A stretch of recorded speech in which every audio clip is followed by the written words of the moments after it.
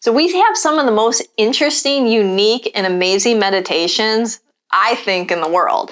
I mean, we have past life regression meditations, guided hypnosis meditations, Akashic record meditations, as well as healing meditations. Our meditations are pretty cool.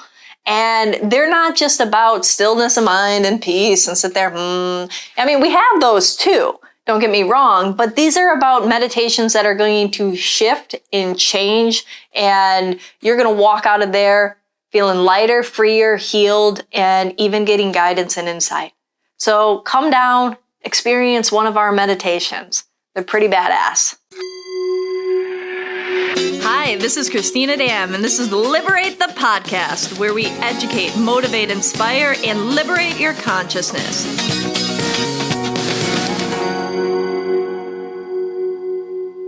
Hi there, welcome to another episode of Liberate the Podcast. Today, I'm really excited to have this beautiful woman here, Susan Miller, a world-famous astrologer and founder of AstrologyZone that's going to be celebrating 25 years soon. And I'm so excited to have you today. Oh, thank you. I love coming to Liberate Hollywood. I just love it here. The vibe is so sweet. Everyone gets along so well, and it's such a cuddling atmosphere. And we love having you, and so honored to have you on the podcast again. And, you know, I thought today we would talk about something a little different, because, I mean, you're interviewed constantly and always talking about astrology, but I want to bring the focus about you and what that takes to be a day in the life of Susan Miller and all of the travel. I mean, now that I've gotten to know you a little bit over the last couple years, you're always traveling somewhere, going somewhere, moving this, doing this, you know, and running your business.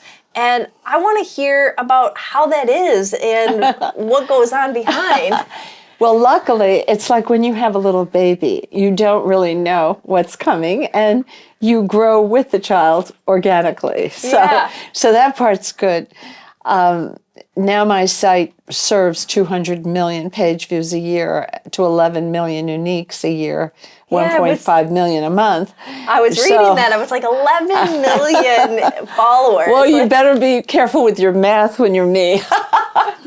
Well, my months are pretty much structured. Well, first of all, I have people to pay. You know, there's the just the regular logistics of it all. And the year, like right now, it's the beginning of the year, so I do more traveling than usual because people want the year ahead. Yes. And I'll be coming here on March 14th, which is wonderful in Hollywood. So I'm out a lot at this time, but very soon I become Persephone and go down under.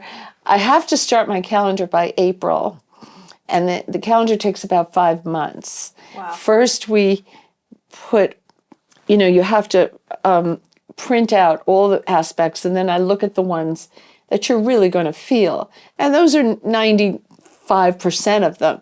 There's a few that go by so fast in a day, you may not even notice it. Okay. And then we have to put it on the right box. So I do this with Courtney, my assistant, and I'll say, oh, Jupiter conjunct Venus.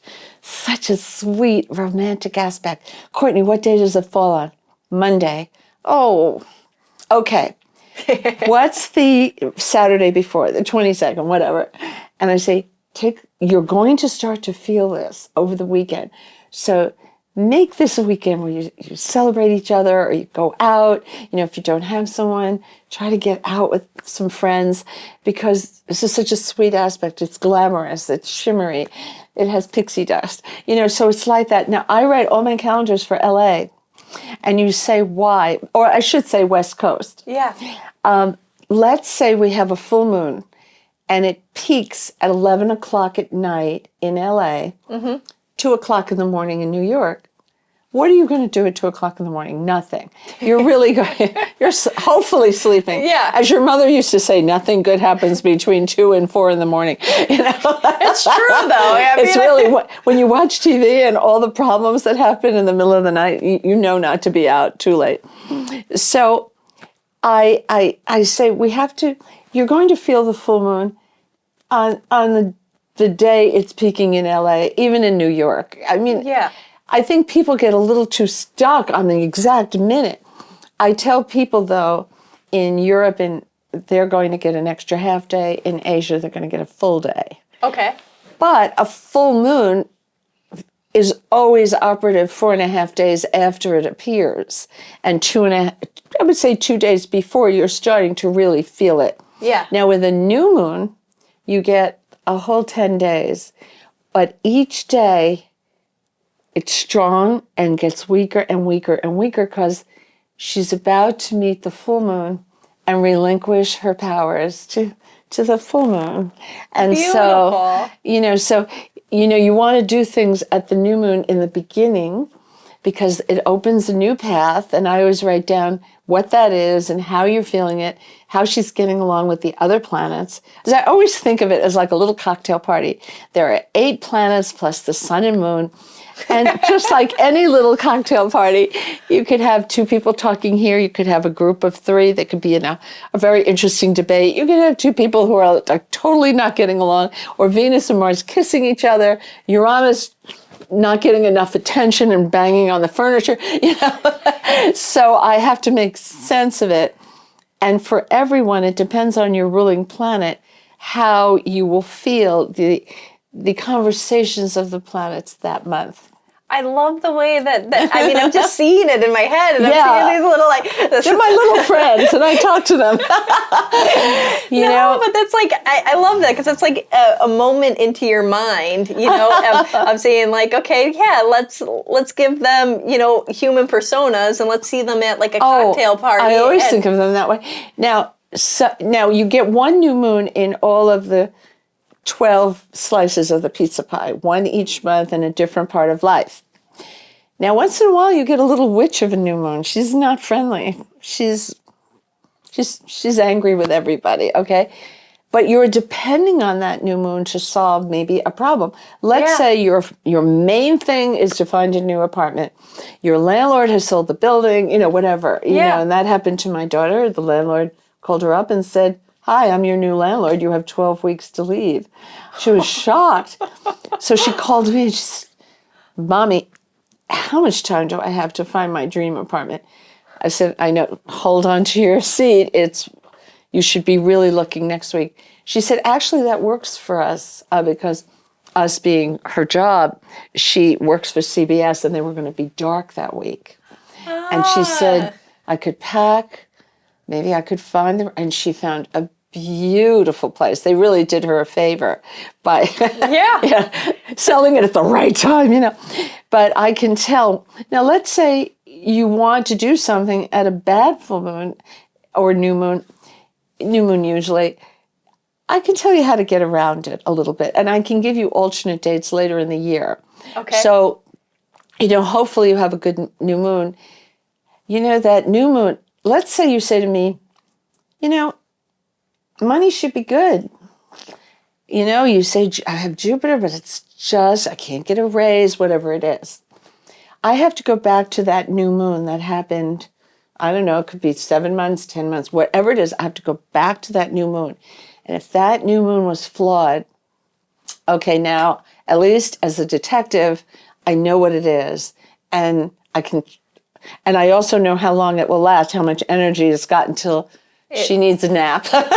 And so I can give you good advice. I found that out because sometimes you get a case where nothing's making sense. And I'm like, wait a minute, how is that new moon? Also, you look at the progressed moon. Astrologers progress your life 1 day for every day you're alive, 1 degree.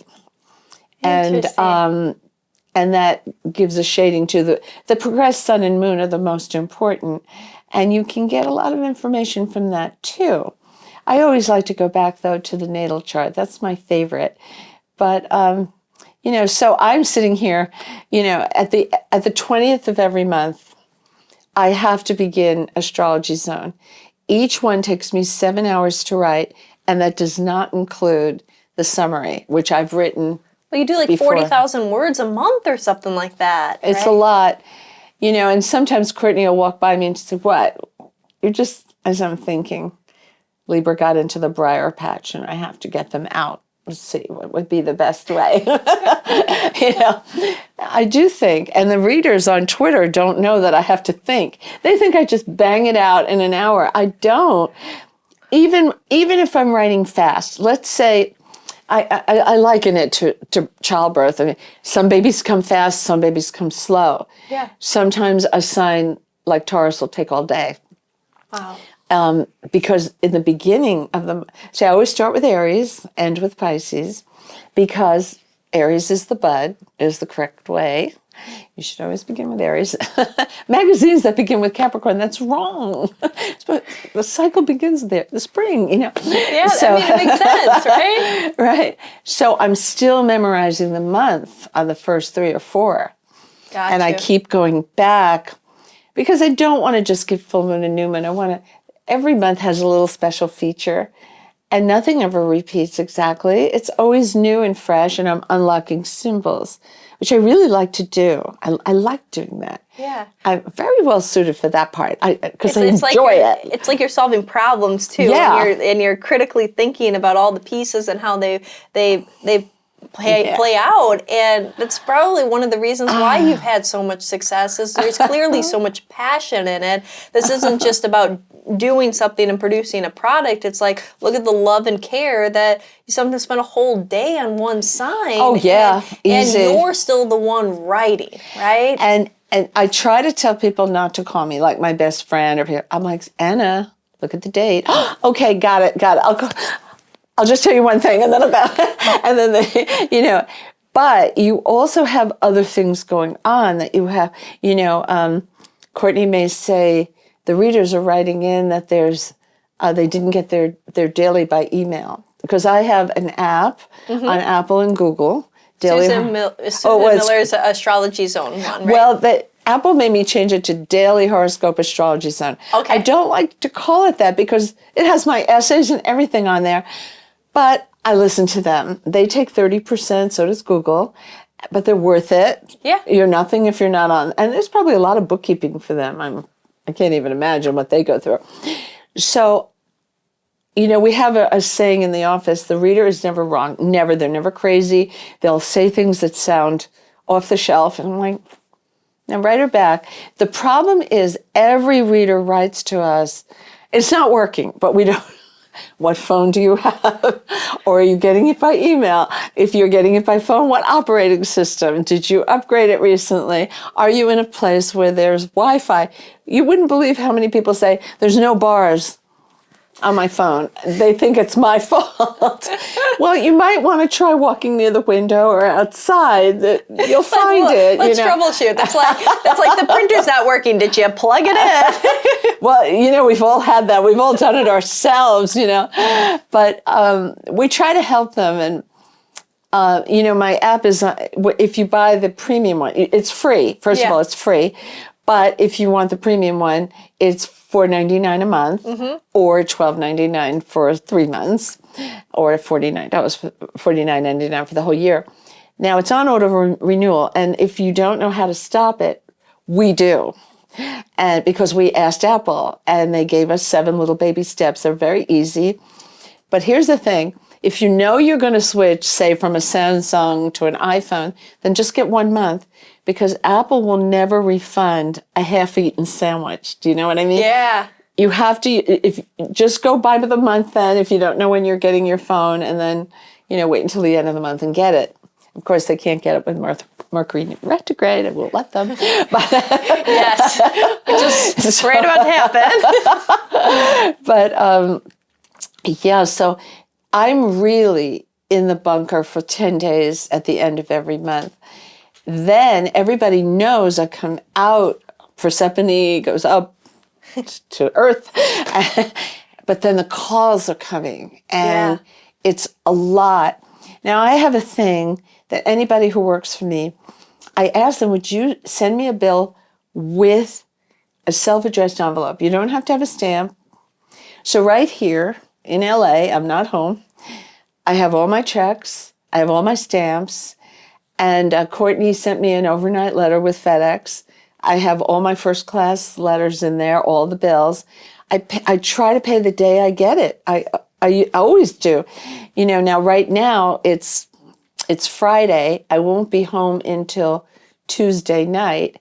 But actually, when I get home from the airport, I usually just sit down and start writing checks, put them right next to the door, and I live next to a post office across the street. And it's better to put it in the slot than put it on the mailbox on the street, because the mailman said some mailmen don't pick it up always on, they'll wait until the end of the day or something. So I really care about the people that work for me. I really want them to have a good experience. Yeah. Actually, to give you an idea, I'm going to refresh the whole app, and I've been interviewing this week 8 app companies, and it's exhausting. Did you know the world is divided between lovers and beloveds, and you're one or the other, and you probably know which one you are. If you're a lover, you like to present. Yeah. I'm definitely a lover. If you're a beloved, you like to be presented to and then choose. Well, I am terrible at that, because right now my stomach is like, oh, I want everybody to win. No, that's how I am. Yeah. I mean, out of the 8, 4 really are fantastic. But I always feel if you can't make up your mind, then ask for more information. We're asking for some references. We'd like to see actual apps they've done so I could download them and play with them and see which ones are easy to navigate. Yeah. If you're really on the horns of a dilemma, then ask for more information. Because I really want to be fair. These people have really put in the work and the time. They all did a good job. Yeah. I have 8 engineers working around the clock in Austin, because, the internet is the waterfall. Yeah. You have to be on all the time. And then I have 3 people who put my content in. Now they said, oh, you could do it, Susan. I said, wait a minute, you want to take away my red telephone with the plexi over it and the key? No, for safety. Even to save me from myself. I don't have any disgruntled employees, but what if I say, oh, I spelled that wrong, or I could make that sentence better. Oh, no. No. That's a bottomless pit. No. Don't teach me. And then I'll do a typo or something. No. And I have Edward Rubenstein is my editor-in-chief, and then he has 4 editors who report to him. One from CNBC, one from About.com, one from Harper's Bazaar, and one from Meredith. And the other one is from Hampton's Magazine. Yeah, so they're all top-notch. Yeah. I wrote a style guide. I even give it to the magazines I write for. It's 18 pages. But the style guide, I explain everything and I give examples. Like I say, I never will use the passive. So instead of saying, oh, finances are troubling, that's bad. It's better to be more personal. You may come up short with money this week. Yeah. Just be much more direct. And be always talk in the singular. Don't say you're going to have many dates or many job offers. You're going to have one really interesting job offer. If you try for it, if you aim for it, you've got a good chance of getting that. So sometimes we get carried away in hyperbole, and I want to keep it real. Yeah, and then it's relatable, and people feel like you're writing directly to them. There's one thing, I have to stop my readers from reading me on cell phones. Business Insider wrote a story about this. If you've ever been reading me, or 500,000 other sites, that's how many were attacked. I'm sorry. Oh, that's okay. If you ever saw a gift card and it said it's a gift card from Amazon and the colors are all wrong and it's not Amazon, and you pound the screen to get rid of it, that's some foreign country that has figured out how to get into your phone through the ads that you're looking at. You're looking at a website, and websites have ads. Yeah. And they get in there and they Well, I don't know what they're doing. I'm afraid they're looking for your contacts. I'm so sorry. Oh, no worries. So that's why I have a free version of my app. There's no reason to go on the internet. You know what? They don't do it on computers. They can't figure it out, thank God.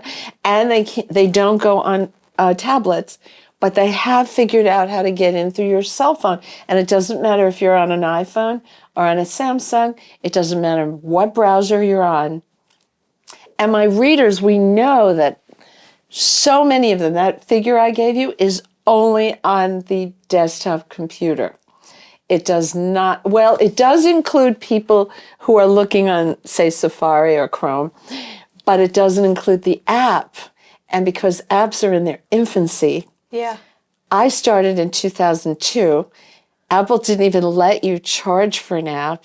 You had to pay all that editorial. And, but I felt I was practicing. And during that period, all of a sudden in 2006, the app market fell apart. And it was just like falling through the floor. And the company I was with, Hands On Mobile, said, well, just give up and leave. I'm like, what? No, I'm not going to give up and leave. No, I mean, I have market share and I've worked hard and I finally figured it all out and it's smooth now. So I had a line of credit from a bank. I borrowed $90,000, not all at once, little by little, because I thought the app market would get well sooner, but it wasn't. It was taking 4 years, and I was still paying everyone, and then I paid it all back. It's a beautiful credit. Chase loves me, and now I have to build an entirely new app. Wow. And apps are very expensive. You know what it is? After 7 years, they look a little old-fashioned. So I want to have new features and new things. I want to listen to what the readers want. And it's fun. It's creative. They show you what they call wireframes. Yeah. And I tell them, don't go through a lot of work on the computer. I'm used to seeing stuff on the back of an envelope. I'm always worried that people are going to work hard, too hard, And going back to why I want LA for my app developer, I have the time difference. Yeah. I often work until midnight, 1 a.m, sometimes longer. And I'm working for those 10 days. I'm really tired by the end. But, like when I have to write the note from Susan Miller, because it's the only way I can get to the reader and they can see it either online or on the app. We have to test all the links that other people give us. If we want to show something interesting, we have to test everything. And then the engineers test it too. We do a double test. And so if I get done, say at 1 a.m, it's still only 10 o'clock here. And it's a much nicer life for the guys who help me. Look at you, Yeah. always caring, and look Well, at how I much just care. feel Like I hope better. that the people that are listening hear how much you put into everything you do. I mean, Yeah. you're even picking a new developer based on giving them the quality of life, right? Yeah, You're spending I do. 10 days, locked away until 1, 2 in the morning writing to make sure that it is the best for the readers, right? Well, sometimes you have difficulties, like, for example, I just had it this week. There was a lot of pressure on me to finish a lovely piece fast for International Delight Coffee. Okay. And this is a new business partner. And they're so nice, but my agent's talking to them, not me. And they have all these different flavors. And I said, well, I think I should taste them, but I don't want to be a diva and ask for 12. She said, I think they'll be happy to send them to you. So I said, okay. So suddenly I go down, I'm in New York, and we have a package room, they barcode everything. I live in a big, tall building, 44 stories. And the girl says, you have an enormous box here. Did you buy a TV or something? I'm like, no. She said, well, here it is. You better get the trolley because this thing is big. I'm like, what could this be? And it's all the bottles of International Delight. And I'm so glad I asked them to send me the coffee creamers because I thought maybe it was powder. I didn't know. Yeah. It's lovely liquid that must be refrigerated, and they sent it all packed cold. So now, so Courtney's looking at me. See, I hire 17 people, but I only have one with me, Yeah. And she's looking at this. She says, Susan, you can't have 12 or 13 cups of coffee. You're going to... I said, you're right. How am I going to do this? So I had this little teacup. It was so cute, China cup. And I had all this coffee. For like 4 days. Oh my God. Like, I did them all in 4 days this time because I didn't sleep at all. I know. Oh my God. And I'm not a heavy coffee drinker, but I love coffee in the morning. Just, a medium size. And then I don't drink it the rest of the day. Yeah. So I put a little coffee, just like a wine taster would do. And then I poured it in and I'm like, And then I write notes. And the ones that I thought I wouldn't like, I loved, like cinnamon. It was fresh cinnamon. It tasted so good. And I thought, I won't like vanilla, white chocolate. That's what it was. White chocolate raspberry. And I thought, well, I don't like it when they put raspberry on dark chocolate cake. So I probably won't like it, but I'll try it. Oh my God. It burst with freshness. It was so good. I was like, wow, this is one of my favorites. And then they had birthday cake, and I thought, wow, what could that be? Yeah. It was good. It tasted festive. They had hazelnut, they had macadamia, they had white chocolate, all very coffee house flavors. Yeah. But they must have tested these, with lots of focus groups because each one just was so flavorful. So, all right, so now I'm coming here and I have to get this out by the 5th. And my agent's like, how are you doing? I'm like, I'm doing, but they asked for 2 or 3 sentences. I never do that. I'm queen of long. So then I thought about what could be the best. So I wrote the personality of the person. And then I said, this is why I chose this flavor, referring back to parts of their personality for example, Venus rules Taurus. And there is a long association of Taurus and chocolate. And they had a Hershey's chocolate one. And I thought, well, I won't like that. It's probably too sweet. Oh my God, it became one of my favorites. Oh my God, it was insane. I thought, you know what, Courtney, I'm going to have a whole cup of coffee on this one. This is so good, And so I show that, you can make Taurus happy just by giving them a box of chocolate or anything chocolate. Yeah. Whereas Venus rules Libra too. But they're more like the refined Rococo dining room with the little petit fours. So I thought, the white chocolate raspberry would be perfect for them. And I was just hoping it wasn't too sweet, and none of them were. There was no aftertaste. There was always a clean finish. And I thought, I could become a food critic. I'm enjoying this, But so, I love this, and I love that you're bringing astrology to these other aspects too. Oh, yeah. Like coffee flavors, and you just recently curated a whole line for Bloomingdale's, right? For Bloomingdale's. That one was probably the biggest success of my career. You know how one phone call can change your life? This lady calls me up, and she says, hi, Susan. Would you like to have breakfast with me at the Mark Hotel? I'm like, oh, I love the Mark. That's where Meghan Markle had her baby shower. Oh, wow. Yeah, this is in the restaurant downstairs. I said, sure, I would love to come. I'd love to meet you. What are you working on? She said, well, there are going to be some top executives from Bloomingdale's there. I said, oh, what are we going to talk about? She said, oh, well, you'll find out. So you had no idea? No idea. You just said yes, and you're going to go to this meeting with these executives. And we were having breakfast, And the senior vice president said, we were thinking of giving you a pop-up. Oh, I got so excited. I said, oh, how does this work? They said, well, we give you a deck of all our most unusual and special clothing. We also want ideas from you, if you know jewelry or something. Now, this was not all astrological. There were just beautiful silk blouses and jumpsuits even, and scarves, and there were candy and things for children. We had a little tutu with little they were little balls that looked like planets. It was so cute for a little tiny tot. We had all ages, and they said, we're going to design fire, air, earth, and water. I said, perfect. And they were showing me bits and pieces, so I wasn't understanding how the puzzle was going to look when it was finished. Yeah. But in one case, they said, we can't use your logo for legal reasons, so we have to, at first they weren't going to use the name Astrology Zone. They were going to use elements, but I thought, I don't know if people know that the elements are fire, air, earth, and water. Mm-hmm. So they thought about it, and they said, you're right, we'll call it Astrology Zone.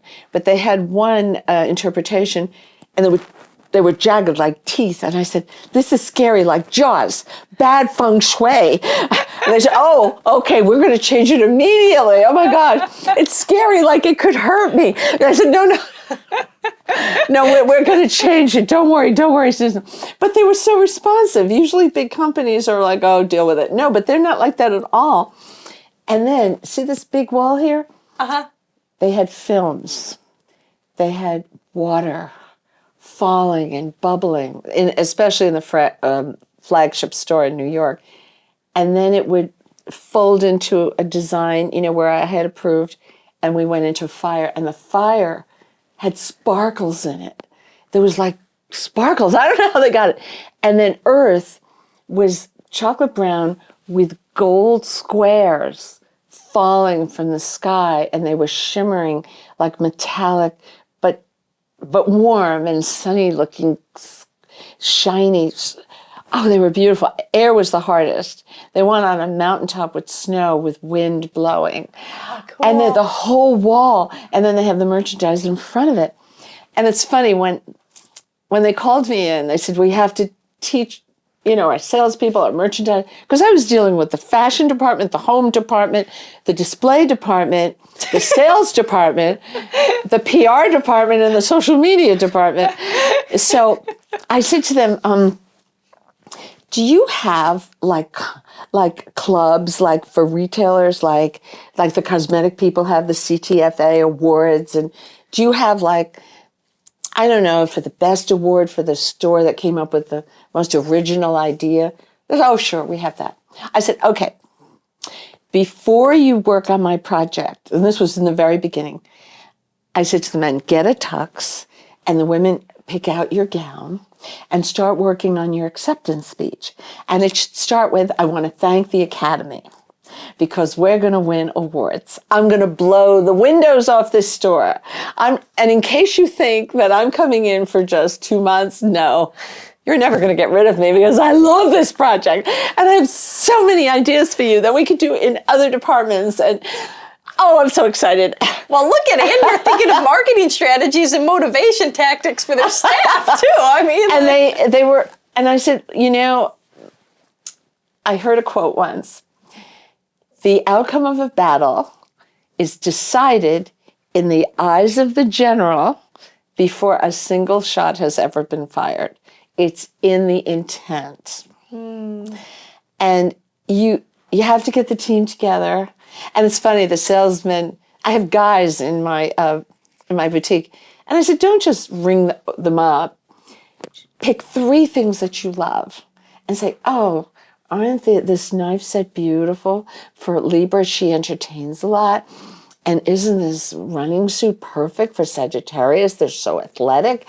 And whatever you like, I will tell you which sign they're matched to, And it was so funny. The fashion director wanted to have dinner with me. I'm like, oh my gosh, I'm having dinner with the fashion director. This beautiful young woman. She's about 39, And it was at Avra up the block from Bloomingdale's at 7 o'clock. So I thought, well, I'll go at 5. Let's see what's going on.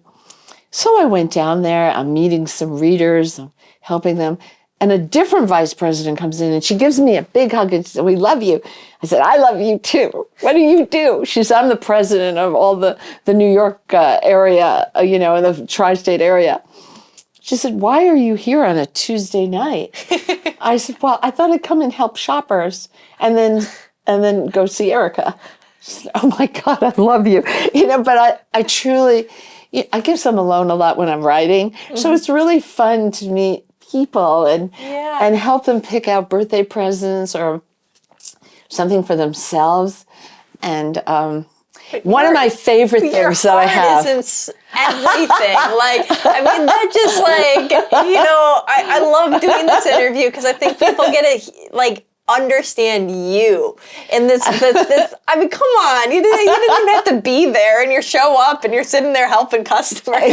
Yeah, you always should do more than you're required. Of course. And that's why I always write more than the St. Regis is sending me and Courtney to Aspen. Okay. And I know this is a test. You know, I always see everything as a test. And I'm going to give a speech, and I'm also going to do charts for people who want them, guests, you know, and I'll put it on my site because Aspen is not that far from LA. And you know, LA is my #1 city in the world on my website.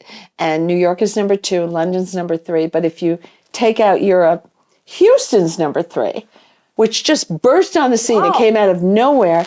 Houston has become quite a tech center too. So Houston's #3. So I think some of them may be able to go.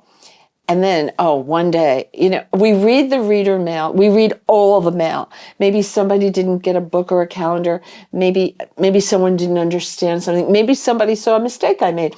And the press writes constantly from every country. So every day at 5 o'clock, Courtney calls me. She said, "We got a letter, Susan. This 5-star hotel wants to send you to the Maldives." I said, "Oh, that's really far." She said, "We have to go immediately. It's on my bucket list. It's supposed to be the most beautiful place on earth." I said, "You really want to go?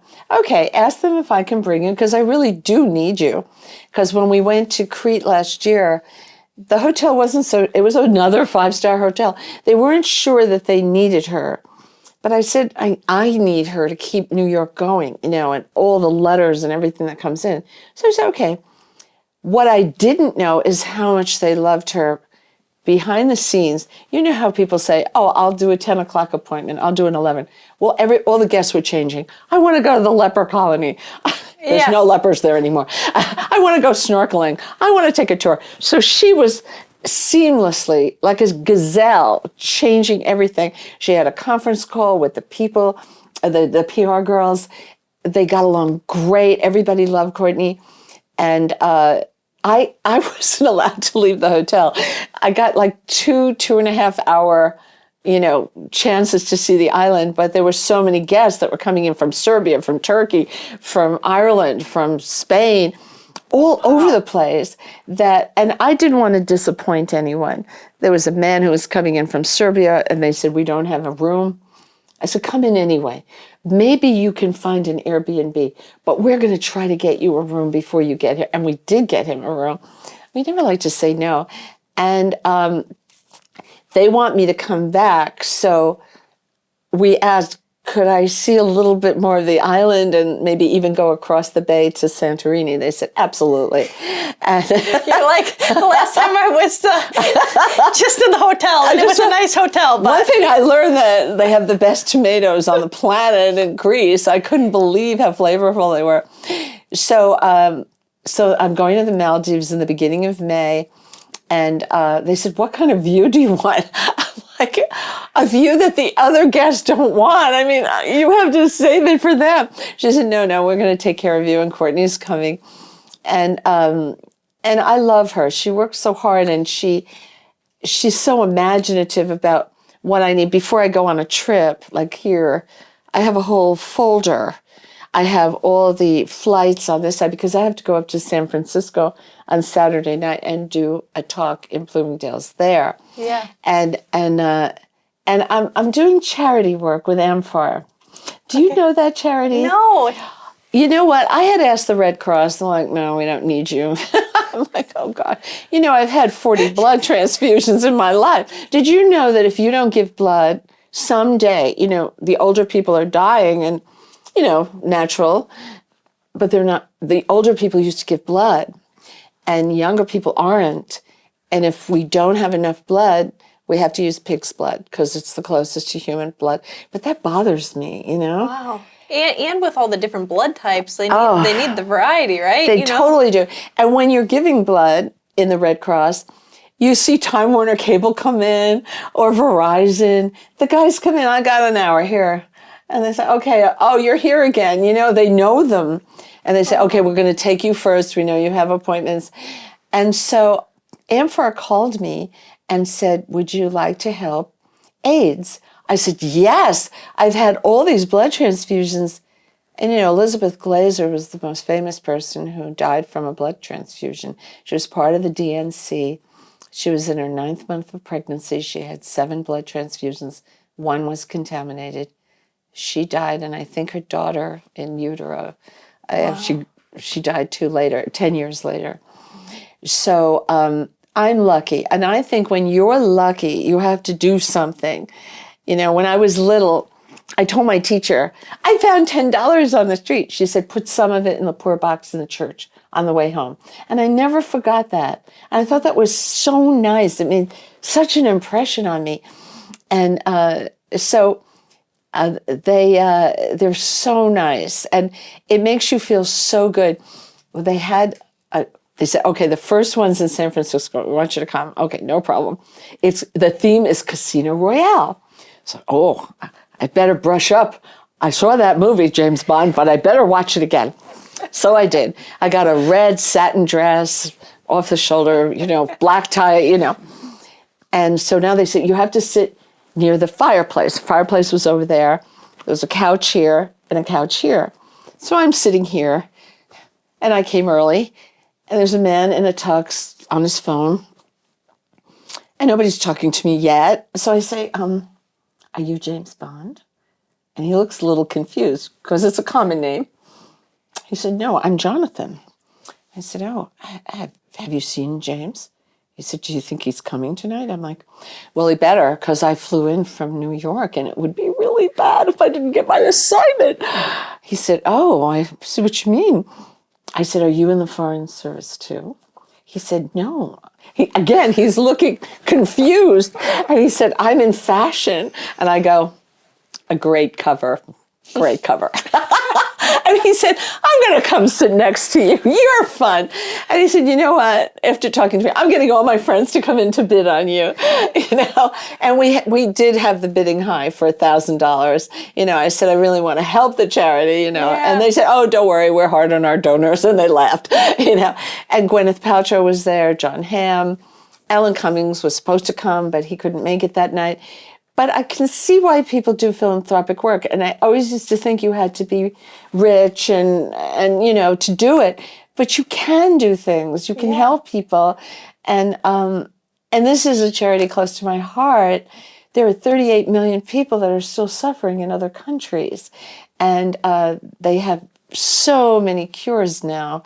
They're really on top of it. And they still have to do some more research. Yeah. And so this is a new thing for me, but I'm enjoying it. I love it. And we'll put a link down below so that if people want to learn more about that particular charity or donate. Yeah, it's spelled AM and then F and then a big AR because it's American Federation of AIDS Research. That's what it stands for. Yeah. And they're in New York and they're on the West Coast too. They give parties all over the world. And it's really fun watching the bidding on a Thai weekend by the water, $40,000, or go see a Versace runway fashion show. I mean, I was keeping my arms down, you know. But, you're like, please don't bid me because I don't want to actually win it. I know. Have you ever done one of those things where, like, I've been in things where I've been like so excited that I've like really bid high, and then I'm like, please somebody outbid me. Yes. And you know, this was given by Mrs. Getty at her mansion, and all her family was there. Her daughters, her granddaughters, what a lovely family, and very unpretentious. And I was like, wow, this was really fun. And it was like a painting. It was an old building, and I love old landmark buildings, you know, right in San Francisco. So that's beautiful. And I love what you said about, you know, you don't have to be rich to be and give in charity. And even going to that example that you gave when you found the $10, like, okay, so put a couple dollars, you know, Yeah, like put something in the poor box. Yeah. Yes. And that's like, you know, we don't have to have a lot to offer and give to another, and that it's that joy of giving, you know. And I see that even like in the conversation that we're having, like how much you love making sure that people are taken care of, supported, that, like, I mean, going out of your way to make sure that somebody that's flying in to come see you is making sure that they have a hotel room. I mean, that's like, you know. Yeah. No, we work on that. Yep. Well, I once, you know, I had a husband who was depressed. I didn't know it. I got married at 24. Okay. And he was working when I married him and had a big job in publishing, and then tried to start his own business. And the laws changed while we were raising money, and you could no longer give money for a publishing venture, and the whole thing collapsed, and all our savings. And he never really worked again because people told him he was overqualified. And he was sad. And we didn't have, in our family, nobody went to a psychiatrist. You went to your priest, you know, I'm Catholic, or you talked to your mother. But looking back, he needed help. So I had to be the breadwinner. And because I never attended high school, I had to do homeschool because I was born with a birth defect, and I was in the hospital 11 months and then in physical therapy, grueling physical therapy for 2.5 years. That's all my high school years. I was obsessed with education, so I put the children in the private school system in New York, and then college, and then paid all their student loans. So I was married 17.5 years. We did get divorced finally, but we're still friends, and neither one of us got married again because the nuns told me, you can get divorced. I said, I don't want to do an annulment. They said, no, you just can't marry again. You can get divorced. I said, oh, well, that's okay. I have my children. I'm okay with that. I said, it's better for the kids. It gets too confusing, in my opinion. And I know people wouldn't agree with me, but I just think it's simpler if you don't marry again. And I had 2 birds in the nest that I had to take care of. Yeah. So, you know, I have always had to be the breadwinner. But when you look at your children's little faces, you can't say, I don't have any money. You have to figure it out, you know, and they inspire you. My parents always told me that, but I didn't know it like I know now. I totally understand it now. And people say, oh, I'm afraid to have children. I don't have enough money. Well, I didn't have any. I just wanted to put them in a basket with a little pillow or something. You know, I called it getting the children through the Berlin Wall. Yeah. It was also extremely dangerous for me to have children. Extremely dangerous. I had to write my will. After Chrissy, my first, Cristina, I bled, and I had to have 2 blood transfusions. And they said, you're not having any more. And I said, 3 years from now, I'll be back. 2 or none, but never 1. And they said, oh my God, you're impossible. But you know, my mother, who knew astrology, I remember her coming over, and she had her raincoat on. She had a little shopping bag. I don't know, she was buying apples or something, and her little purse. And she sat at the dining room table. She didn't even take her coat off. She just kind of opened it, and she said, how's it going? I said, they're being really negative.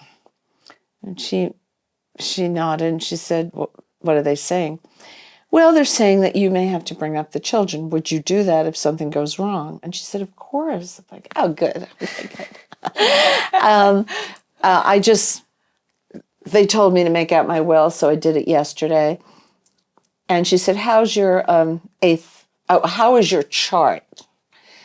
And I said, well, that's a sore spot. I have a packed 8th house. Now, the 8th house is the house of surgery. It's also the house of death. And I never talk about that because you can't tell if it's also the house of taxes and inheritances, and it's got a lot in there. So I don't want to scare the readers, you know. The chances of them dying by next month are very rare. So, but for me, it was very real. And she nodded and she said, shows the condition. And I said, wait a minute. You said shows the condition, not the outcome? She said, no, listen.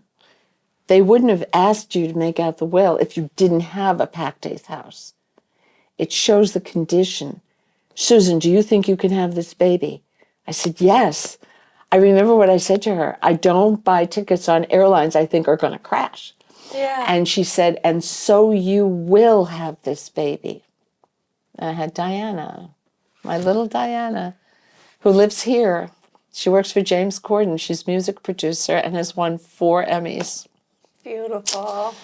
She wants to donate her, just kind of devote her life, I should say, to music. She just loves music and loves listening to all kinds of music. And she's the one that suggests which one. But she said, I make little tapes for James, and I have to be sure he loves the artist I'm suggesting, because my job is to make him shine like a diamond. I said, oh, wow. Well, in a way, Courtney does that for me. You know, that's so nice that he has you and you thinking that way, you know. And she makes little things for him to listen to. But they do have headliners, which he knows them. But in the beginning, she had to go to clubs because the agents would call and they said, what is the show?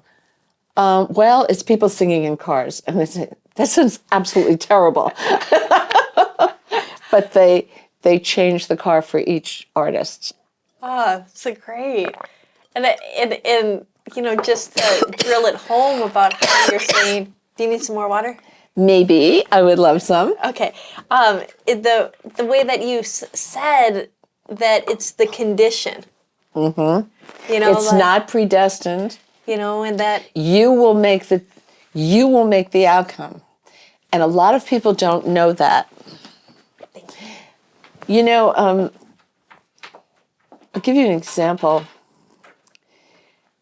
I had Diana in a charming little preschool, but she was just little. And oddly enough, the director of the school was my favorite teacher in 7th grade in a different school. And she did a lot of poetry, and it was 7th grade. And I loved Gretchen. I mean, she was so pretty, and she wore cashmere sweaters and pleated skirts in pastel colors. It was just lovely, and we loved her. She was warm, and we read poetry all the time.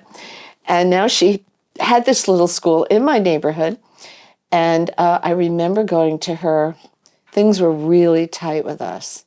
And I said, Gretchen, I don't know how I'm going to pay the last $3,500. I just don't have it. And it's already April, and I'm so stressed out. And she said, then forget about it. I said, no, I'm not going to forget about it. I have to figure out something. Let me ask you something. I had an idea. You have this little baby auction for the school to raise a little money, and you do it at breakfast time, and you have about 10 people coming, you know. Can I take that over? And can I move it to the evening? And can we have it like in May? You know, when the flowers are coming out. In New York, it's always cold. You're lucky out here. But, you know, and the school was in a church that they rented from a church. They had a whole courtyard with grass and beautiful trees in New York on 88th Street on the east side. So I said, I need a little crew. So I got the mothers. I said, look, we're going to wear evening dress. We're all going to be Vanna White in a cocktail dress, long gloves. You're going to show the product, you know, you're going to, you know, and we're going to have balloons. And some of the balloons will have like a $5 gift. Some balloons will have a gift card for $200 for dinner out. But you won't know. It's like a surprise, you know? And we're going to have an auctioneer. And I gridded up the whole east side, and I had the women going into each store asking for just one gift that we could auction, and every retailer said yes. And we had all different things. We even had experiences, you know, like dinner out, or, you know, rent a car, like we'll give you a day for free. You know, there was all kinds of things. And I raised $56,000. And it more than made up for my inability to pay that year. And I wrote a Bible of how other people could carry it on. And they went higher. Oh, amazing. So, if you're stuck, you can think of a way to make sure the person you owe still is okay, Yeah. And more than okay. From 3,500 to 56,000. I think I take the 56,000 and then she could buy books. And you know how you always hear on TV that teachers just don't have enough money, you know? Now, this was a private school, but Gretchen never overcharged. It was affordable, but yet it was just so hard for me. I mean, it was just, I had to make $100 stretch every week, but, oh, there's my water. Thank you. What I like about astrology is you can find answers to questions or challenges that are unique and more creative than the knee-jerk decision you would have made, the obvious decision. Let's say you're out of work. Well, maybe I'm going to recommend to you that you buy some new clothes to make you feel good when you go in there. Sometimes I go against the grain, especially if I see it's coming really soon. Yeah. I think the most dramatic situation I ever had, I work in magazines and I work for so many fashion magazines. And I was working for Self magazine and Cindy Levy was still the editor-in-chief. She said, I don't think we're using you well enough.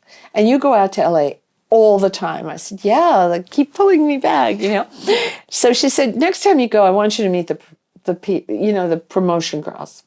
So we meet in a Japanese restaurant, there's 4 girls, and they're telling me their name. And the second girl said, she's Clemmy. And the other girl says, oh, Clemmy just got married. And I said, oh, that's so nice. They're all in their late 20s. And I said, oh, that's so nice. And then the other girl says, but Clemmy lost her ring. Oh. And I said, you lost your engagement ring?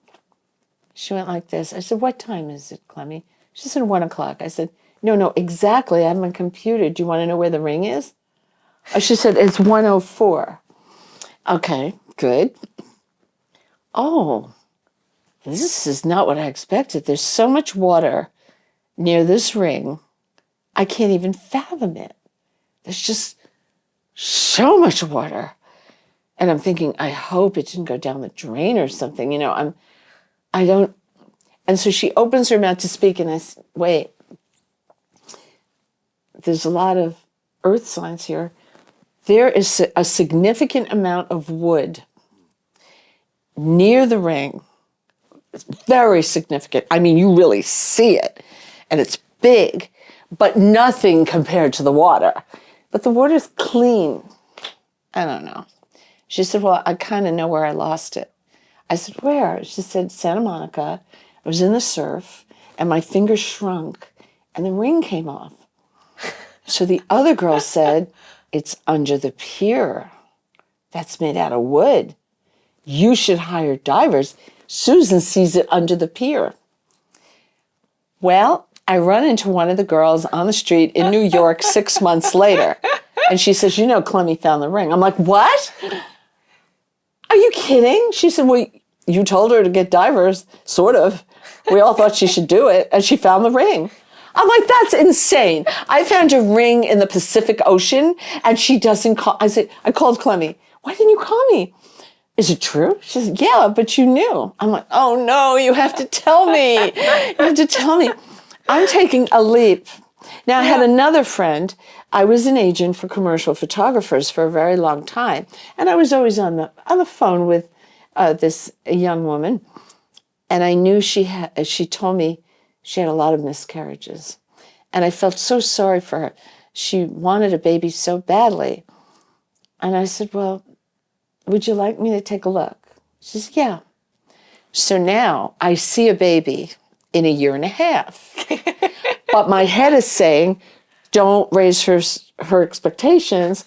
My heart is saying, why not? I see it. So my head is pinging back and forth. Should I tell her? Should I not tell her? Well, I tell her. How can I hold that in? I said, it'll be a boy. It's December of 18 months from now. So don't give up hope. I never talk about it again because it's just too serious. Yeah. And I'm on the phone with her a lot because she was the art buyer for Young and Rubicon. And I'm negotiating with her for the photographers because we did commercial photography. This is before I started my website. I started my website in 95, but I did the website at night and I kept the agent work going until 2002.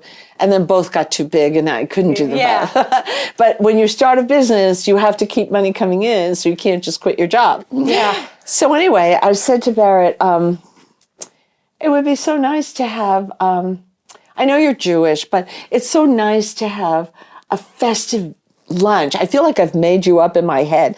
Let's go to a restaurant with lots of lights, like Christmassy, and let's really enjoy it, And she said, I can't. I'll be on maternity leave. I'm like, what?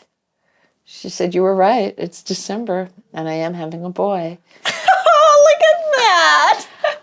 But I said, why didn't you call me up right away? Why don't these people tell you? Because you knew. I'm like, no, I didn't. I'm taking such a leap. And I'm walking down Lexington, Madison Park, and I'm worried about you. Yeah. And I'm afraid to bring up the topic because I figure you would have called and I was wrong and I've raised your expectations.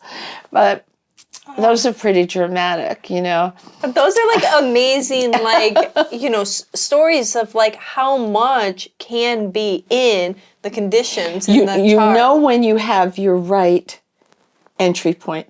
The TV producers say, who's going to win the election? Like when we had in 2016.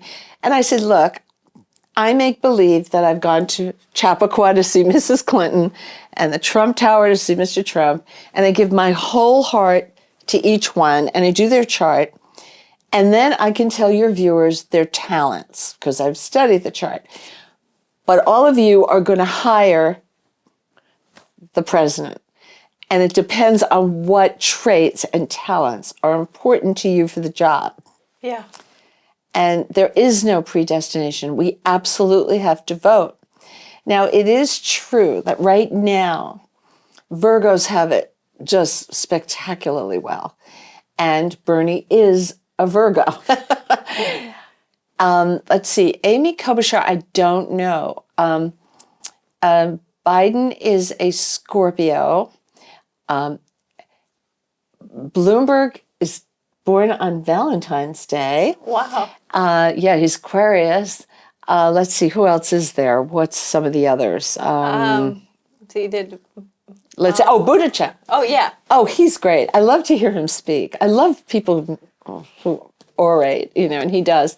He's Capricorn. Now, people who have Saturn on their sun, and he also has Jupiter, are going to do well because they're willing to take on responsibility. Bloomberg has a spectacular chart. Yeah. But it's coming at the end, later in the year. So, it keeps changing. Oh, Elizabeth Warren. Yeah, I was just She's born right on the cusp of Gemini and Cancer. That's why she's a good speaker. And she's also a professor. Yeah. So she's organized and presents really well and in an energetic style.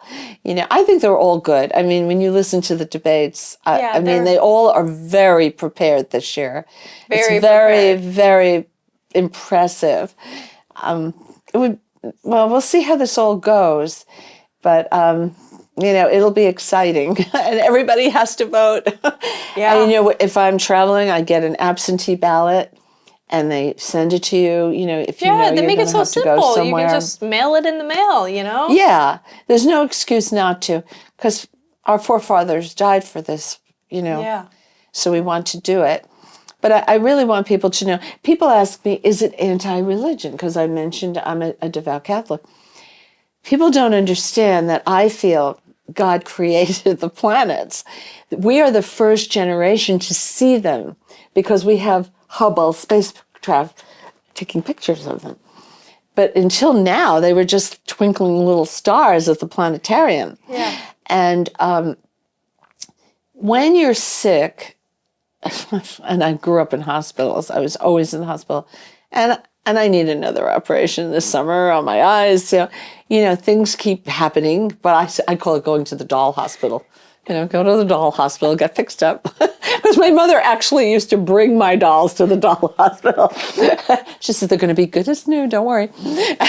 And I will be too.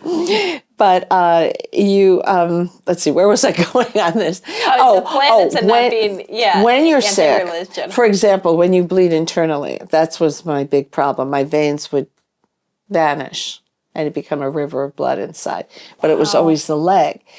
There's only 47 cases in history. People have it in the head or up here. They can't survive an attack. They said, you're so lucky, we can tourniquet you. But they didn't even know what was wrong with me, but the leg was containing it. Wow. But I would have attacks where I would be in agony and I'd be in bed for 8 weeks. And doctors were saying, you just don't want to go to school. You need a psychiatrist. In those days, they didn't have the equipment they have now. They didn't have the ability to scan and know what was going on inside. So when they went in, it was a big surprise. So that's why I was in the hospital almost a year, 11 months. But for example, when you bleed internally, Mother Nature goes, okay, she's really in a bad way. I'm going to collect all the red blood cells and keep them. And usually it takes 8 weeks to make new blood. But when nature has collected the blood cells, it only takes 3 weeks. Oh, wow. And nature is really conservative. She doesn't like to do one thing she doesn't have to do. She's very efficient. Once I fell, right here in LA, I broke my wrist. It was a very clean break. So they sent me over to Cedar-Sinai. So, you have a little thorn. It looked just like a thorn on a rose. He said, that might give you trouble.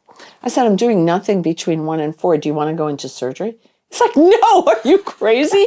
No, you're going to go home. No. I'm doing nothing between 1 and 4. Let's do surgery. It's like, I'll take you out for coffee. Like, let's just go in and fix it. But he said, no, you did a clean break. Nature's going to do it. But I'm wondering about this little thorn. But I think by the time you get back to New York, you're going to know in a couple of days. Sure enough, nature made paste out of that little thorn and used it as glue. So, similarly, I don't think nature would make those beautiful planets for no reason. Yeah. And they're stunning when you look at them and how they move through deep space and the colors and everything. No, they're there for a reason. We don't know why astrology works, but it is not anti-religion because every religion, the cornerstone of it is to live up to your responsibilities, be accountable. Mm-hmm. You can't blame anything on a planet. Yeah. Why did you steal your neighbor's pig? Because Mercury was retrograde. No, because you're a bad person. Why did you go out with your neighbor's wife? Well, she was pretty and Venus was on my sun. No, you're a bad person. Yeah. You can't blame anything on a planet. You have free will. And also the chart, which looks like a pizza pie, mm-hmm. The 9th house, which is between the 1 and the 12, that is the house of intellect, and it covers philosophy, but also religion, but the dogma of religion. Interesting. The 12th house, which is between the 9 and the 10 on the clock, is faith, whether you believe or not. It's not something you can decide. It either happens or it doesn't. And the 9th house, the other house, is where you might investigate other religions. You might be interested because it's an intellectual house. But the 12th house is also the subconscious, and it also echoes the placenta before you were born. Wow. Because the first house is when you're out in the world. So, the chart reflects you. And the part I like the best is that there'll never be another you. Even twins are not going to have the exact same chart because astrology is so excruciatingly detailed.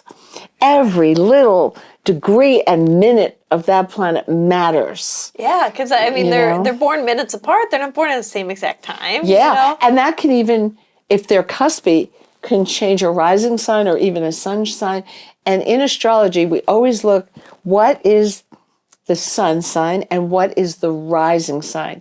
The rising sign was on the eastern horizon as you were being born. And that is just as important as your birthday sign. And you have to look for the ruling planet. Let's say you have Scorpio rising, then Pluto is your ruler. Where is he in the chart? Because he's helping to run that chart. And what sign are you? Oh, I'm Virgo. Then Mercury is going to play a prominent role. And I have to see what Mercury is doing in that chart. Yeah. And the rising sign sets the profession. Wow. It really shows the talent for the work you'll do in life.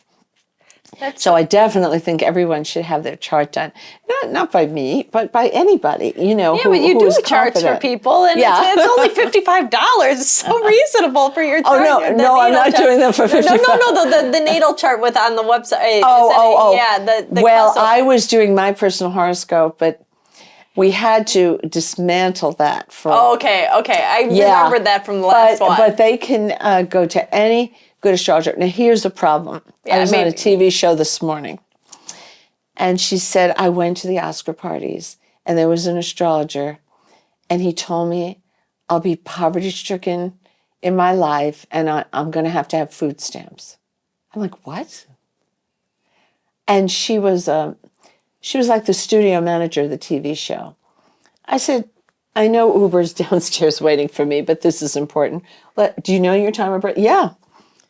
I said, you have Saturn in the second house. That means you save and that you're thrifty and smart with money. You're not going to pay the full price if you can get it wholesale somewhere else. You're going to make your money multiply. You're not going to be poor. There are too many astrologers who are not accredited. Yeah. My mother made me study 12 years. Yeah. And I couldn't tell a soul. She said, it's not accepted. You better not tell people.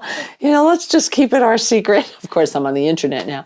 But also, look at how many different aspects of just, if people are listening and the elements when you're describing all of the different houses and the different things that are at play at these different moments, and I can really see that it's like a story starts playing out, but you're not in the story just so looking blinded. You're taking yourself out and looking at the bird's eye view to see all the pieces that are playing together. But then I try, when I'm writing each sign, I feel I am that sign. Yeah. I block out everything and I make believe I'm that sign. And what does the world look like? I'm one of the few astrologers, I don't think anyone does this. I tell you where you've been last month, how you've been feeling, what you've been coping with or trying for, what your life's been like. And then I say where you are here, and then I give a little glimpse of what's coming. I say, for example, if you didn't get the job, they may have done you a favor. I see something better coming, on that new moon, May 10th or whatever. Yeah.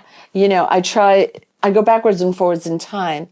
See, it takes a long time for your brain to build the synapse.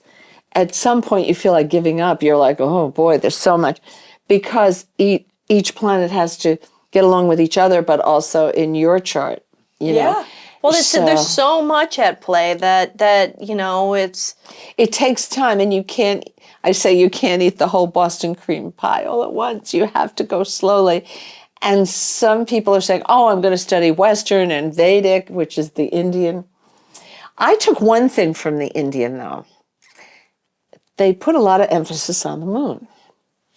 And I was trying to figure out, my daughter is a Pisces, and she married a Leo, and his name is Leo. How funny is that? And he really is a Leo. And I thought, wow, will she put his fire out because she's water? But they are made in heaven. They lived together first for many years. Then they got married. And I thought, wait a minute. The Vedic people feel that if you're born after the sun goes down, the moon takes on huge prominence. And Chrissy's moon is in Aquarius, which is perfect with Leo. So now I say, if you're born at night, we have to read your chart a little bit differently. We have to put a lot of emphasis on that moon. And she's born at like 5:39, but in February, the sun had just gone down. Yeah, it's after dark then. Yeah, at different times of the year, it goes down at different times. So, wow. Yeah, so it's interesting. I am a classic astrologer. See, there are two branches, predictive and personality description. Some people go back in time. How did you get along with your father? I do a touch, maybe a little bit, but I like prediction. So that's me. But even among your friends, you're going to find just normal people. Just think of the people in your life. Some people are very past oriented. They talk a lot about their childhood. Yeah. A lot of people are in the present, and a lot of people in your circle are in the future. And we all have a different view.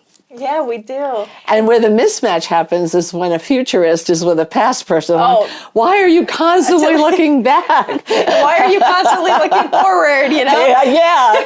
Why do you care what's coming, So I know, and it's like they don't understand each other. And so speaking of future, to kind of close off for today, I want to hear about, you shared about 2 new projects that you're at the helm of, and how much you were excited to take on that Bloomingdale's, and how much passion there was within the coffee syrups and the different things that tasted. But I mean, is there something that you've always dreamed about doing that you haven't gotten the opportunity to do yet? Oh, of course. I want my own TV show. And Broadway Video, who does Saturday Night Live, came to me about 7 years ago. And they said, we'd like to do an astrology show with an audience. And they said, but we'll have to train you maybe. So I'm in a conference room, and they're dragging people like secretaries, anybody around, here, talk to Susan. And they said, interview this person. And now they're passing notes to each other. Oh my God, it's so scary. And at one point, the executive producer goes, click. I said, what was that? She said, you just asked a boring question. You just lost your audience and possibly for your network for the rest of the night. And that didn't scare me. I said, okay, let's start from the top. Let's go again. Let's start again. Teach me. They taught me for 18 months, and we even did a pilot. Discovery Network paid for it. But they were afraid of astrology because there's never been an astrology program on television. And I wanted prime time, like where people could see it. But things have changed. Yeah. And also there's internet television too that, and all the OTT platforms and things like that. So I'm just waiting for the right production company, but I want beautiful lighting and I want good production values because I come out of photography. I want it the right show, but I'd love an audience because then you get interesting questions. And because I write so much and I have a photographic memory, I can answer questions quickly on the fly. They'll see it here at Liberate Hollywood on March 14th because I want to have tons of questions. Because I feel people fought traffic, hired a babysitter, didn't go to the movie that they were hoping to see. They came to see me, so I want them to go home with dinner, so to speak, that they got a good experience, Yeah. So I can do it on the fly. I love it. Yeah, everything's in the preparation, right? Your mother told you that when you were little, and it's so true. You have to prepare. My mom lived in my neighborhood when she was alive, and I never called ahead of time. She was always happy to see me when I would run in, and I'd sit on the couch and type. And she was reading something, so I went behind her chair to give her a kiss and hug her. I said, what are you reading, little mom? She said, I'm reading Gemini. I'm like, you're reading AstrologyZone. Oh, but you don't even have a computer or a printer. How did you get that? She said, I get it every month from your sister. How long has this been going on? Years. I said, why? You taught me. She said, with a twinkle in her eye, I want to see what you're saying and how you're saying it.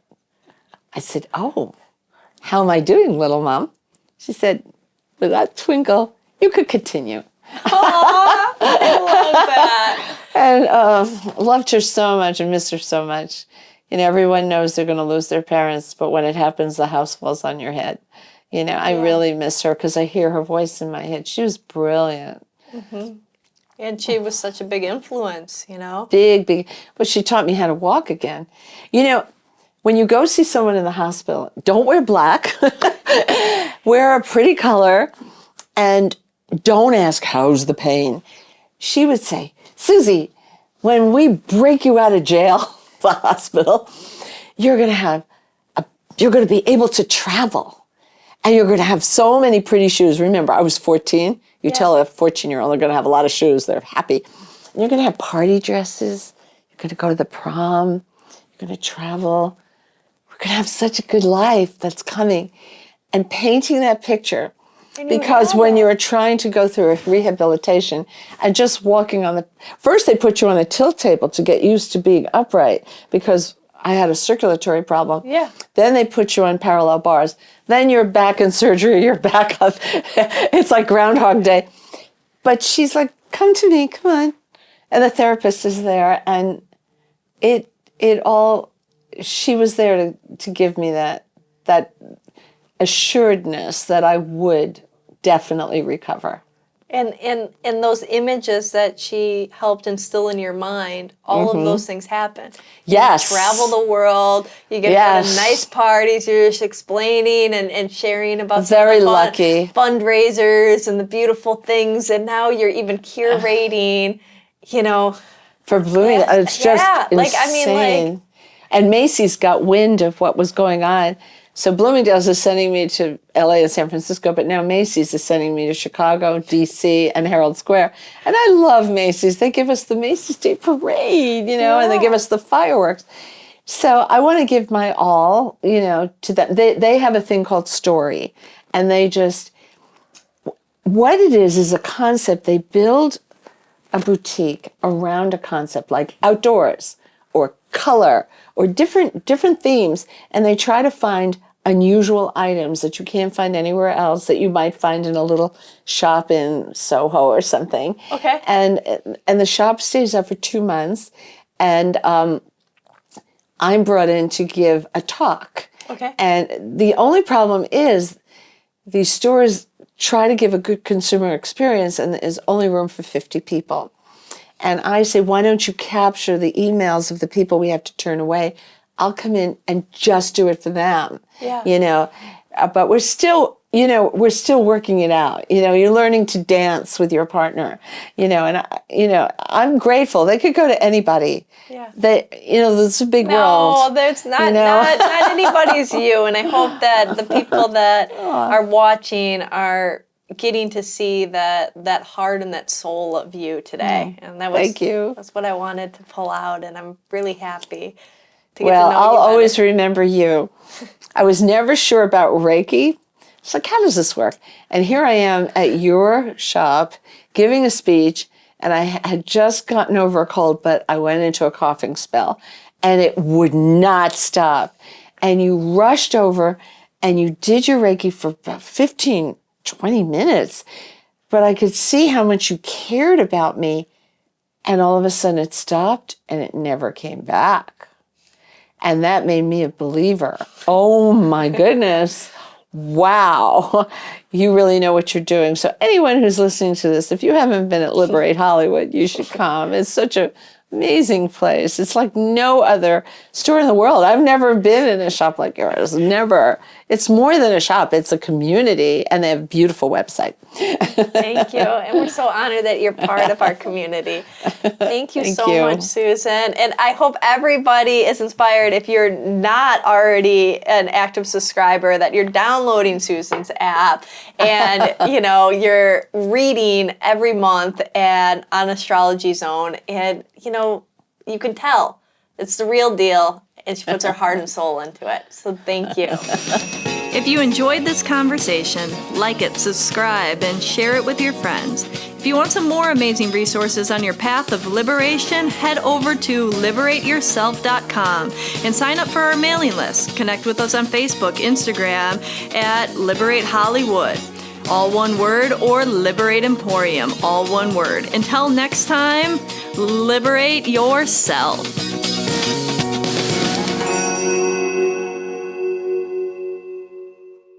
thinking that you want to take that action step, why wait? Book your session right now. Go to liberateyourself.com, click on either Liberate Hollywood or Liberate Emporium, see our amazing practitioners and who resonates most with you. And then book a session via Skype, phone, or in person. We're here for you, and it's your time to start creating your life.